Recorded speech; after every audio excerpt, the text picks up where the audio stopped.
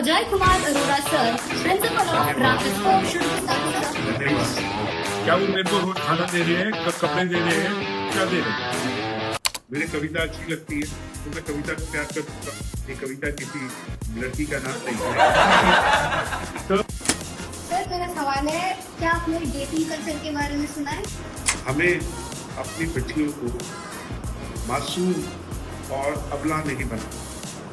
Data के साथ ये बता सकता हूँ कि दिल्ली विश्वविद्यालय के SOL के बच्चे अपने पर्टिकुलर कोर्स में टॉपर होते हैं और रेगुलर कॉलेज जाने वाले बच्चे से उनके मार्क्स ज़्यादा होते हैं। आपको एक दिन के लिए मौका मिलता है वाइस चांसलर के पद पर नियुक्त हो, तो आप क्या क्या सिस्टम में बदलाव लाएंगे? डर 2 पल का होता है और निडरता जिंदगी भर रहती है। नमस्कार, मैं अंशुमाला कुमारी आप सभी का हार्दिक स्वागत करती हूँ पॉली चर्चा के तरफ से।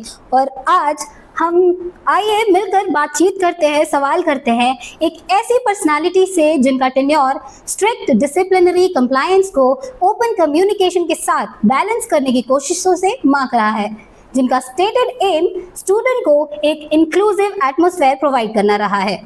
जी हाँ, we have with us today our guest professor Ajay Kumar Arora sir, principal of Ramakrishna college. Welcome sir. नमस्कार, धन्यवाद Shumala ji. Thank you sir.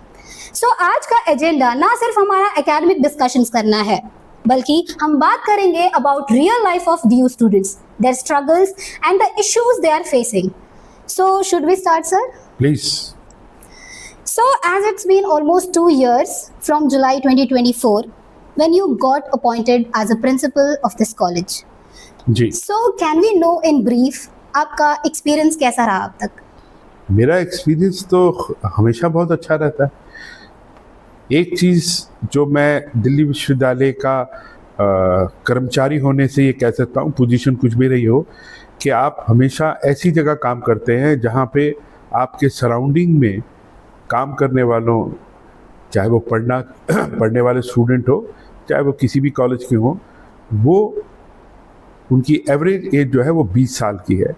तो आप अपने आप को हमेशा फ्रेश, अपने आप को यंग और आप अपने आप को नए सिस्टम में को मानने वाले और उसके हिसाब से बदलने वाले होते हैं। और वो मेरी हमेशा चेष्टा होती है कि I try to accommodate myself with my younger friends, जिनकी औसतन उम्र जो है वो 20 साल से कम है। तो बहुत बहुत धन्यवाद सर, आपकी एक्सपीरियंस काफ़ी इंस्पायरिंग है, हमारे दर्शकों के लिए भी काफ़ी इंसाइटफुल है।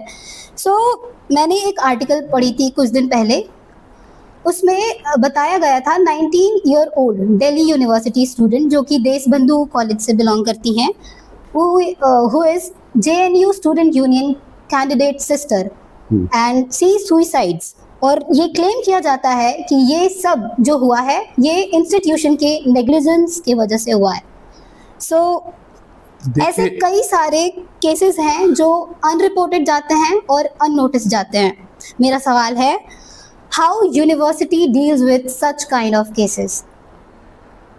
आपने, एक तो मैं आपको दिल से मुबारक दूंगा कि आपने एक ऐसा टॉपिक, एक ऐसे एग्जाम्पल के साथ चुना जिसको हम नॉर्मली अवॉइड करते हैं कहना, सुनना और समझना।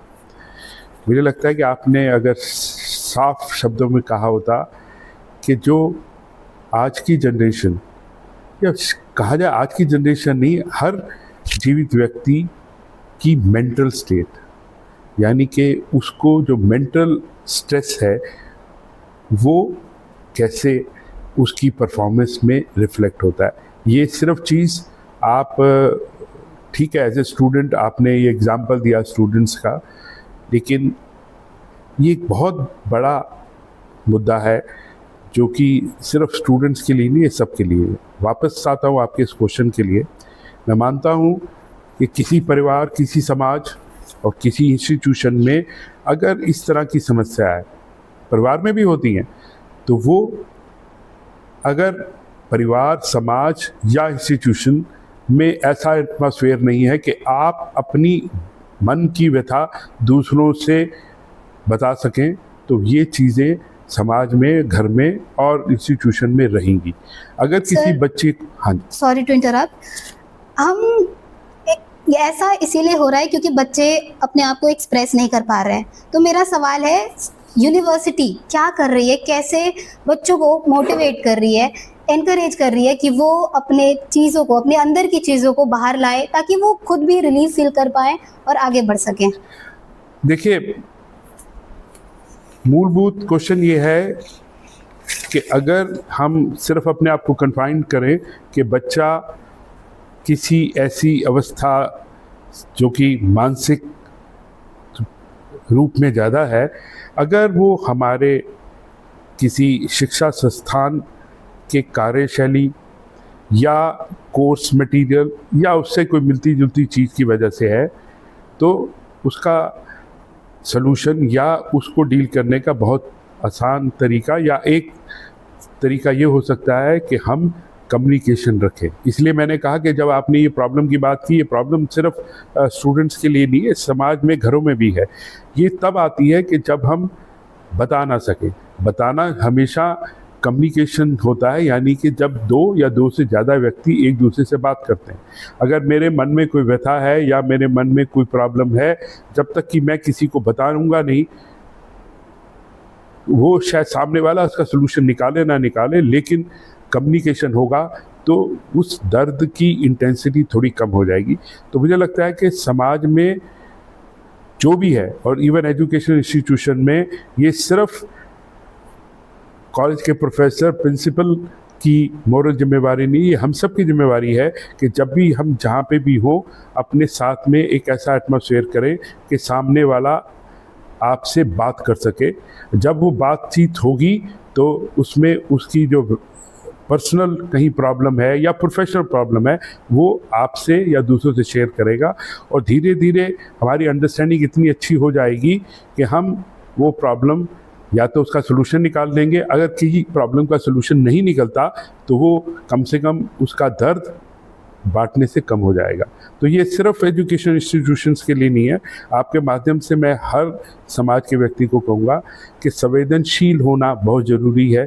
दूसरे की बात सुनिए और ऐसी परिस्थितियाँ बनाएं कि दूसरा आपसे बात कर सके। तो कम्युनिकेशन हो, अर्थात हम एक दूसरे से बात कर सकें, बात सुन सकें, और चेष्टा उसके बाद होती है कि हम उस प्रॉब्लम का कहीं सलूशन निकाल पाए। सर, बहुत अच्छी बातें कही आपने, थैंक यू सो मच। कि कम्युनिकेशन जो है एक ब्रिज बिल्डअप करता है जिसके वजह से स्टूडेंट्स अपने आप को एक्सप्रेस कर पाएँ।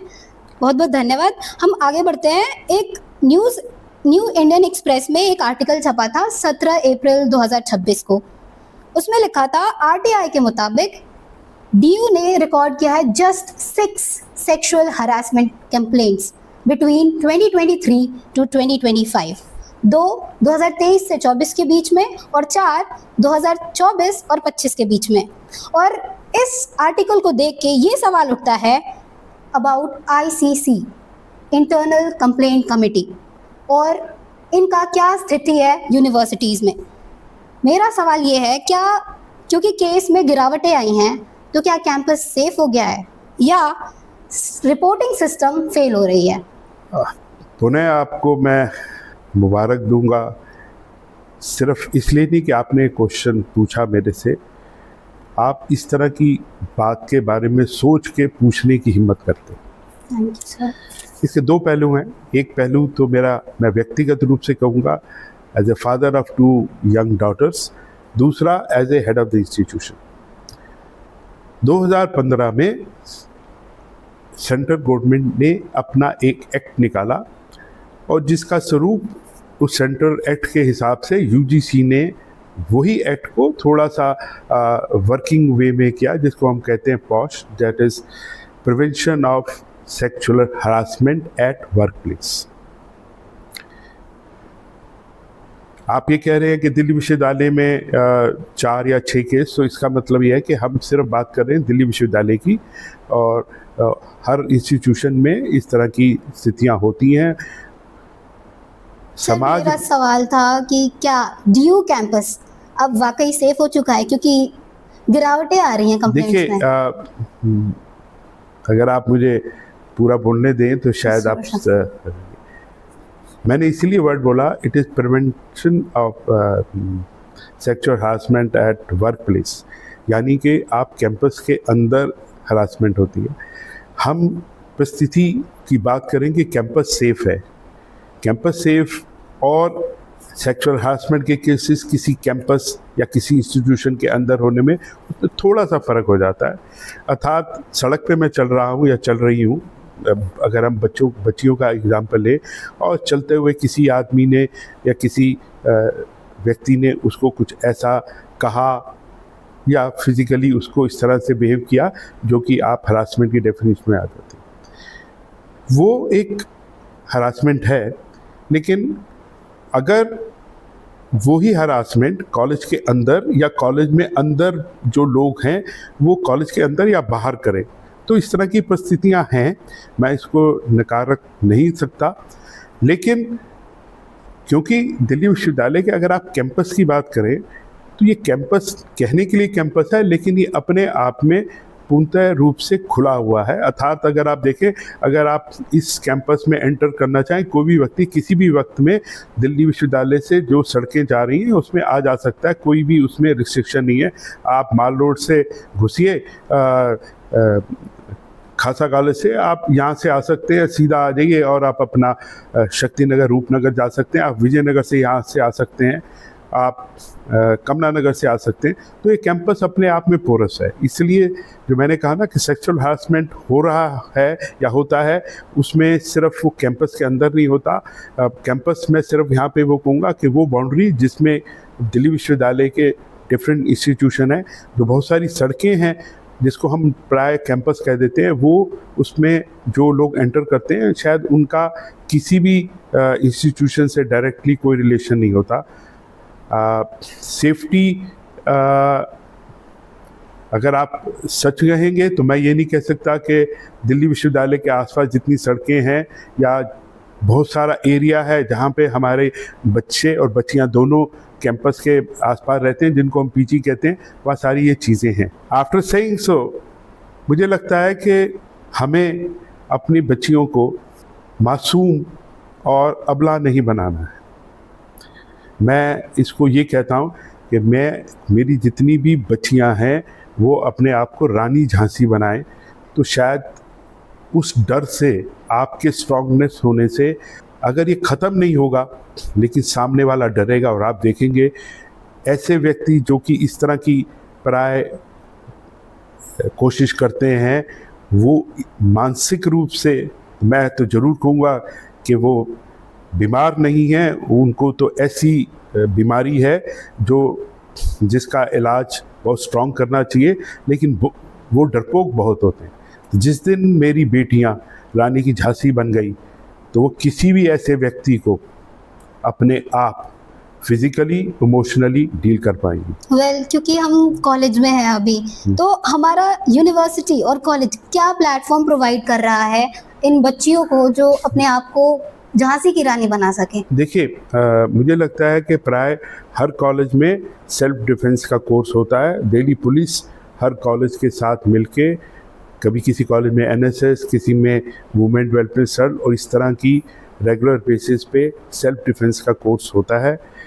और प्राय ये बच्चे, अगर आप मेरे से पूछे, लोग आज जेनजी की बात करें तो मैं जेनजी के बारे में एक चीज़ उनसे सीखता हूँ कि ये वाली जो जनरेशन है आज की, उनके खाने, उनकी फिज़िकल एक्सरसाइज, उनकी सोच में काफ़ी पॉजिटिव है।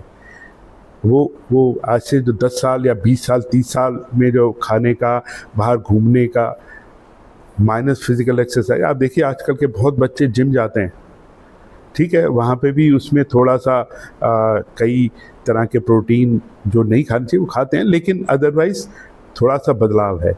मैं इससे ये नहीं कह रहा कि कॉलेज की जो रिस्पॉन्सिबिलिटी है या इंस्टीट्यूशन की जो रिस्पॉन्सिबिलिटी है उनको ऐसा एटमॉस्फेयर देना चाहिए। हर इंस्टीट्यूशन को, जैसे आपने कहा, इंटरनल कंप्लेंट कमेटी के तहत उनको ये पता हो ये लॉ क्या है, और उस लॉ के बारे में पता हो, हरासमेंट का एक्चुअल मतलब भी पता हो। हरासमेंट का मतलब सिर्फ लिमिटेड टू फिज़िकल हरासमेंट नहीं होता, सेक्सुअल हरासमेंट के मायने इससे बहुत वाइड हैं। और हम अपने कॉलेज में करते हैं। लेकिन हाँ, मैं आगे से चेष्टा करूँगा कि ये रेगुलर बेसिस पे हम अपने कॉलेज के बच्चों के लिए करें। ये सिर्फ लिमिटेड ना रहे लड़कियों के लिए, क्योंकि समाज में अगर हम अच्छी शिक्षा अपने बच्चों को भी देंगे, अपने बेटों को भी देंगे, तो मुझे लगता है कि समाज में इस तरह की चीज़ें कम आएंगी। सिर्फ लड़कियों को उनके अधिकार और इन लॉ के बारे में बताना, लेकिन अगर हम उन बच्चों के अलावा उन बच्चों को भी, उन लड़कों को भी बताएं कि हमें समाज में रहते हुए अपने समाज, अपने देश के प्रति एक समझदार नागरिक बनना चाहिए, तो मुझे लगता है कि वो भी वैल्यूज़ शायद हेल्प करेंगी कि जो इस तरह के हरासमेंट के केसेस आते हैं और बहुत सारे अनरिपोर्टेड जाते हैं। मैं सर, ये काफ़ी अच्छी बात कही आपने कि हमें अपने बेटों को भी सिखाना चाहिए। तो क्या आप ओपनली एजुकेट करते हैं बॉयज़ को स्पेशली अबाउट? देखिए, ऑन ए लाइटर साइड कोई भी बच्चा अपने परिवार में किससे सीखता है? ऑफ कोर्स माता पिता। अपने माता सबसे पहले क्यों शब्द लिया? क्योंकि माँ से सबसे ज़्यादा सीखता है। और माँ तो ये क्लेम करती है कि भैया मेरा उस बच्चे के साथ में उस पिता से ज़्यादा रिलेशन है, क्योंकि 9 महीने मैंने अपने उस गर्भ में रखा। तो माता से हम सीखते हैं, और माँ से बड़ा तो मुझे लगता है कि भगवान भी नहीं होता। पिक्चर में गाना भी था, ए माँ तेरी सूरत से हंसी, भगवान की सूरत क्या होगी। तो अगर घर के में माएँ, मैं किसी को कंप्लेंट नहीं कर रहा, अगर परिवार हम सबको ऐसी शिक्षा देंगे, ऐसी वैल्यूज़ देंगे, तो मुझे लगता है कि उससे बेनिफिट होता है और होगा। काफ़ी अच्छी बात कही आपने कि जो एक इंसान के अंदर एक व्यक्तित्व का जो डेवलपमेंट होता है वो घर से शुरुआत होती है। ये बहुत ही अच्छी बात है। हम आगे बढ़ते हैं। एक सवाल मेरा आपसे, अगर अभी कोई बच्चा ऐसी सिचुएशन फेस कर रहा है, ऐसे इशू फेस कर रहा है, तो सबसे पहले उसको कहाँ जाना चाहिए? देखिए, ऐसा एटमॉस्फेयर क्रिएट हो कि जैसे पहले मैंने क्वेश्चन में कहा कि आप किसी से बात कर सके, और ये बात अगर किसी बिटिया के साथ हुई है, ये तो कोई आसान बात नहीं है किसी को अपने मन की व्यथा वो आराम से बता पाएगी। वो अपने आप में ही लड़ती है कि मैंने अगर किसी को बताया तो ये कहेंगे कि इसमें इसकी क्या गलती होगी, ये होगा वो होगा। तो सबसे पहले तो वो अपने आप से लड़ती है कि मेरे से क्या गलती हुई, मैंने ऐसा क्या कर दिया। उसके बाद में उसको ये होता है कि अगर मैं किसी को कहूँगा या कहूँगी तो शायद मेरे से पूछा जाएगा कि तूने ये किया होगा, तूने ऐसे किया होगा, तूने शायद तेरी बॉडी लैंग्वेज, तेरी बातचीत से दूसरे को ऐसे लगा होगा। मुझे लगता है कि हमें समाज में सेंसिटिविटी लानी पड़ेगी। आपने सबसे पहला जो क्वेश्चन पूछा था और जो मैंने लास्ट बात कही, इन दोनों को मिला के मैं बात करता हूँ। कम्युनिकेशन बहुत इम्पॉर्टेंट है। जब उसे पता होगा मेरे साथ में रहने वाला मेरी क्लासमेट या इवन क्लास में लड़का भी हो सकता है। कई लड़के आप देखेंगे समाज में वो ऐसे रिएक्ट करते हैं कि सड़क पे चलते हुए किसी महिला के साथ या किसी लड़की के साथ इस तरह से हो, वो इस तरह से बिहेव करते हैं जैसे उनकी अपनी बहन के साथ कुछ हुआ। मैं ये नहीं कह रहा कि समाज में सब लोग खराब हैं, लेकिन ये सेंसिटिविटी आए, हम समाज में दूसरे को समझने और समझने के लिए कम्युनिकेशन इम्पॉर्टेंट होता है। और अगर आप इसको सिर्फ कन्फाइंड करें इस क्वेश्चन को कि किसी एजुकेशन इंस्टीट्यूशन में क्या है, तो कॉलेज के प्राचार्य और कॉलेज के जितने टीचर्स हैं वो अपने विद्यार्थियों को ऐसा रिलेशन डेवलप करें जैसे दो बड़े भाई और छोटे भाई में होता है, या जैसे माँ और बच्चे में होता है। इसलिए मैंने कहा कि माँ का मतलब यहाँ पे मैं सिर्फ फीमेल की बात नहीं कर रहा। तो अगर मेल टीचर भी है, अगर उसमें फीलिंग इस तरह से टीचर को, बच्चे को लगेगा कि जैसे मैं अपने बड़े भाई से या अपने माँ से या बाप से बात कर रहा हूँ, तो वो अपने बात को कम्युनिकेट कर पाएगा। तो मुझे लगता है कि जो आपने पहला क्वेश्चन बहुत छोटे में पूछा था उसकी बहुत वैल्यू है कि हमारे को इमोशनली कनेक्ट होना पड़ेगा। हमारी जो आजकल जो मेंटल स्ट्रेस जिसे कहते हैं, वो सारी चीज़ों पे हमें, मुझे लगता है कि बहुत सारी वर्कशॉप करके सिर्फ बच्चों को नहीं, हर व्यक्ति को थोड़ा सा सेंसिटिव और समाज के प्रति, और जो समाज के बारे में सोचता है, परिवार के बारे में सोचता है, वो राष्ट्रभक्त भी होता है। वो ये नहीं करेगा कि मैं अपने देश के प्रति, जो इसका मतलब है कि वो अपने देश के बारे में सोचेगा तो टेररिस्ट नहीं बनेगा। तो ये चीज़ें एक चेन प्रोसेस में हैं। तो मुझे लगता है कि आई एम वेरी हैप्पी कि मेरे साथ में जो बच्चे बैठे हैं जिनकी उम्र 18, 19, 20 साल की है, वो इस तरह के क्वेश्चन सोच रहे हैं। तो दोबारा पुनः मैं आपको इस बात के लिए बहुत बहुत मुबारक। Thank you sir. क्योंकि हम बात कर रहे हैं सेफ्टी की, तो इसी के साथ मेरा अगला सवाल है। सवाल से पहले मैं आपको बैकग्राउंड बता देती हूँ। 6 अप्रैल 2026 को मॉर्निंग में रामजस कॉलेज और मिरांडा हाउस को बॉम्ब थ्रेट्स मिलते हैं, जिसके बाद सिस्टम उन सिचुएशन को अपने हाथ में लेती है और उसके बाद जो भी है मैटर सॉर्ट आउट करती है।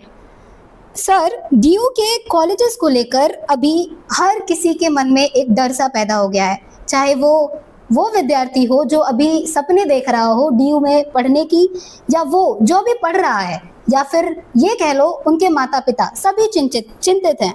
और वो एक पॉइंट पे कहीं ना कहीं इस बात पे सोचते हैं कि अगर मैं वहाँ जाता हूँ, अचानक से कुछ हो गया तो फिर क्या होगा। तो मेरा सवाल ये है, यूनिवर्सिटी और सिस्टम क्या कर रहे हैं रिड्यूस करने के लिए, या यूँ कह लीजिए ये फियर हटाने के लिए स्टूडेंट्स के मन से और पेरेंट्स के मन से? देखिए, मैं इस क्वेश्चन का, जिसमें क्योंकि आपने रामजस कॉलेज का एग्जांपल लिया, तो पिछले 2-2.5 वर्षों में रामजस कॉलेज में 3 बार इस बम थ्रेट की इंफॉर्मेशन हमें आई।